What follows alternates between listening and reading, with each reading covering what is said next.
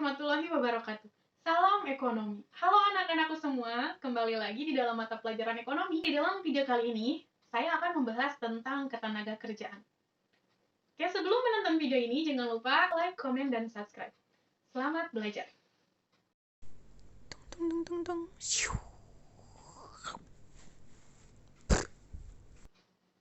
Pernahkah Anda mendengar istilah tenaga kerja, angkatan kerja, kesempatan kerja, dan juga pengangguran? Lalu mengapa mereka menganggur? Nah, pada bab ini kita akan mempelajari tentang konsep-konsep ketenaga kerjaan dan bagaimana upaya meningkatkan kualitas tenaga kerja serta bagaimana hubungan antara angkatan kerja, kesempatan kerja, dan pengangguran.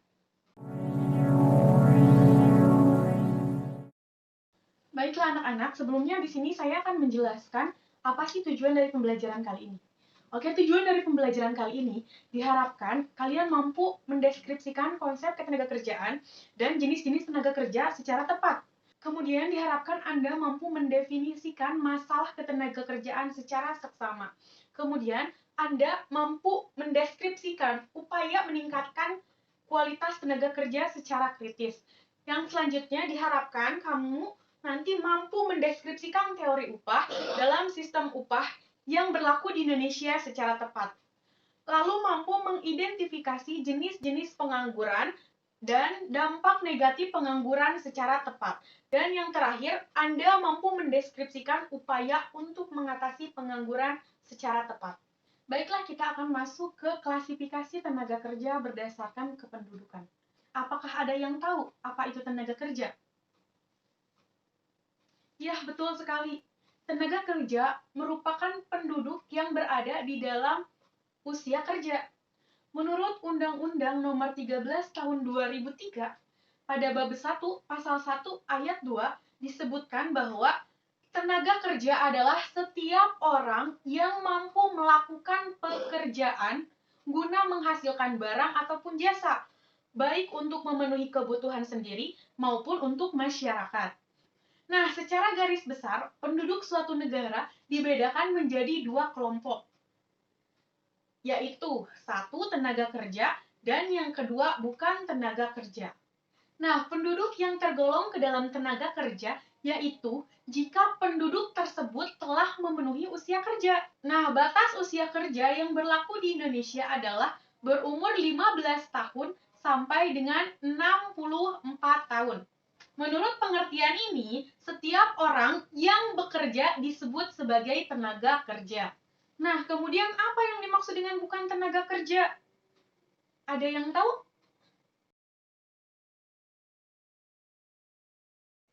Ya, betul sekali. Bukan tenaga kerja adalah mereka yang dianggap tidak mampu dan tidak mau bekerja, meskipun ada permintaan bekerja. Menurut Undang-Undang Tenaga Kerja Nomor 13 Tahun 2003, mereka adalah penduduk di luar usia, yaitu mereka yang berusia di bawah 15 tahun dan berusia di atas 64 tahun. Contoh dari kelompok ini, para pensiun, para lanjut usia, dan juga anak-anak. Nah, itu dia perbedaan antara tenaga kerja dan bukan tenaga kerja. Baiklah, kita lanjutkan. Yang selanjutnya kita akan mengklasifikasikan tenaga kerja berdasarkan batas kerja. Nah, sebelumnya, apakah ada yang tahu apa itu angkatan kerja? Nah, angkatan kerja adalah penduduk usia produktif yang berusia antara berapa? Betul, 15 sampai dengan 64 tahun yang sudah mempunyai pekerjaan tetapi sementara tidak bekerja maupun yang sedang aktif mencari kerja. Itu dia angkatan kerja. Nah, kalau bukan angkatan kerja apa? Bukan angkatan kerja adalah mereka yang berumur 10 ke atas yang kegiatannya hanya bersekolah, mengurus rumah tangga, dan lain sebagainya. Contoh dari kelompok ini, anak sekolah, mahasiswa, ibu rumah tangga, ataupun orang yang cacat, dan juga pengangguran sukarela. Selanjutnya, kita akan klasifikasikan tenaga kerja berdasarkan kualitasnya. Nah, di dalam tenaga kerja berdasarkan kualitasnya, ada 3 klasifikasi. Yang pertama, ada tenaga kerja terdidik, Yang kedua, ada tenaga kerja terlatih. Dan yang ketiga, ada tenaga kerja yang tidak terdidik dan tidak terlatih. Apa bedanya ketiga tenaga kerja ini? Nah, tenaga kerja terdidik adalah tenaga kerja yang memiliki suatu keahlian ataupun kemahiran di dalam bidang tertentu. Bisa dengan cara sekolah, atau pendidikan formal ataupun non-formal. Contohnya, pengacara, dokter, guru, dan masih banyak yang lainnya. Oke, yang selanjutnya adalah tenaga kerja terlatih. Seperti apa sih tenaga kerja terlatih? Oke, tenaga kerja terlatih adalah tenaga kerja yang memiliki keahlian dalam bidang tertentu melalui pengalaman kerja. Nah, tenaga kerja ini dibutuhkan latihan secara berulang-ulang sehingga mampu menguasai pekerjaan tersebut. Contohnya, apoteker, ahli bedah, mekanik, dan masih banyak yang lainnya. Nah, dan yang terakhir adalah tenaga kerja tidak terdidik dan tidak terlatih. Yang seperti apa sih tenaga kerja yang tidak terdidik dan tidak terlatih? Tenaga kerja yang tidak terdidik dan tidak terlatih adalah tenaga kerja kasar, yang hanya mengandalkan tenaga saja. Contoh, kuli, buruh angkut, pembantu rumah tangga, dan lain sebagainya. Selanjutnya, kita akan mengetahui indikator ketenagakerjaan. Yang pertama di dalam indikator ketenagakerjaan adalah rasio ketergantungan. Apa itu rasio ketergantungan? Nah, rasio ketergantungan adalah beban yang harus ditanggung oleh setiap penduduk yang produktif. Di awal tadi kalian sudah mengetahui penduduk yang produktif dan penduduk non-produktif. Antara lain, penduduk yang non-produktif itu usia 0 sampai 14 tahun, sedangkan penduduk yang produktif usia 15 sampai 64 tahun. Nah, sekarang bagaimana caranya kita mengetahui rasio ketergantungan tersebut? Caranya adalah jumlah penduduk usia non-produktif dibagi dengan jumlah penduduk usia produktif dan dikali 100. Itu adalah cara untuk mengetahui dependensi rasio ataupun rasio ketergantungan. Kemudian, indikator ketenagakerjaan yang kedua adalah tingkat partisipasi angkatan kerja ataupun kita singkat dengan TPAK, tingkat partisipasi angkatan kerja. Nah, apa sih maksud dari tingkat partisipasi angkatan kerja ini? Tingkat partisipasi angkatan kerja adalah perbandingan antara jumlah angkatan kerja dan jumlah seluruh penduduk usia kerja. Maka kita bisa rumuskan PTAK sama dengan jumlah angkatan kerja dibagi jumlah penduduk usia kerja dikali 100%. Nah, itu dia. Kemudian yang ketiga, yaitu tingkat pengangguran terbuka. Apa itu tingkat pengangguran terbuka?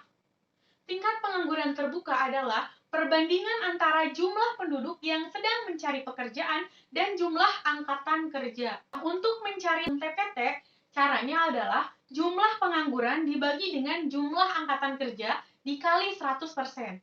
Maka itulah hasil presentasi tingkat pengangguran terbuka. Kemudian yang keempat, yaitu tingkat produktivitas tenaga kerja, ataupun kita singkat TPTT. Nah, ini adalah merupakan nilai tambah produk domestik bruto dibagi dengan jumlah penduduk yang bekerja untuk menghasilkan nilai tambah tersebut. Cara mencari TPTT adalah produk domestik bruto dibagi jumlah penduduk yang bekerja. Selanjutnya kita masuk ke pasar tenaga kerja.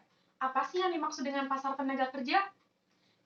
Nah, pasar tenaga kerja adalah keseluruhan aktivitas yang mempertemukan penawaran tenaga kerja ataupun pencari kerja dengan permintaan tenaga kerja ataupun lowongan kerja. Selain itu, ada juga istilah kesempatan kerja.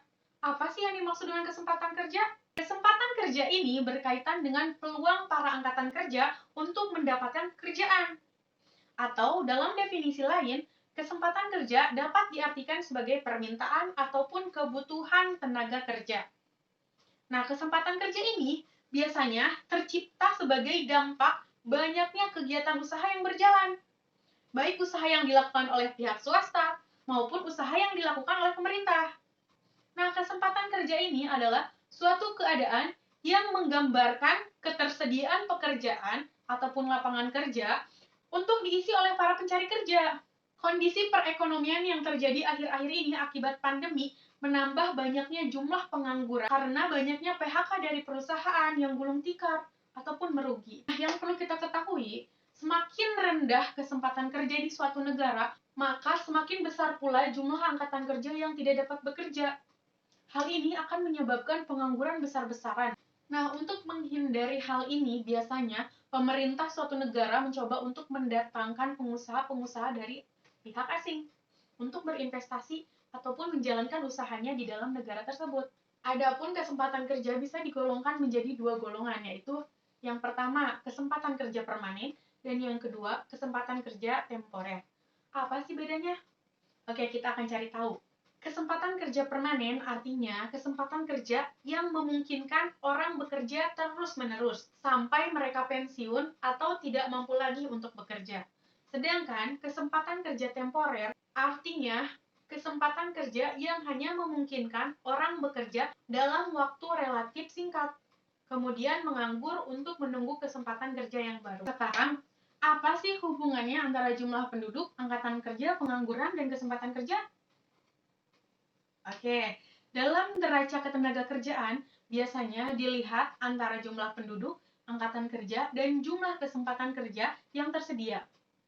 Jika angkatan kerja lebih besar daripada kesempatan kerja, terjadi pengangguran. Nah, kesempatan kerja juga dapat diartikan sebagai pemanfaatan sumber daya manusia atau angkatan kerja untuk melakukan kegiatan ekonomi. Nah, kebutuhan akan tenaga kerja dapat juga disebut sebagai kesempatan kerja. Nah, semakin meningkatnya pembangunan, semakin besar pula kesempatan kerja yang tersedia.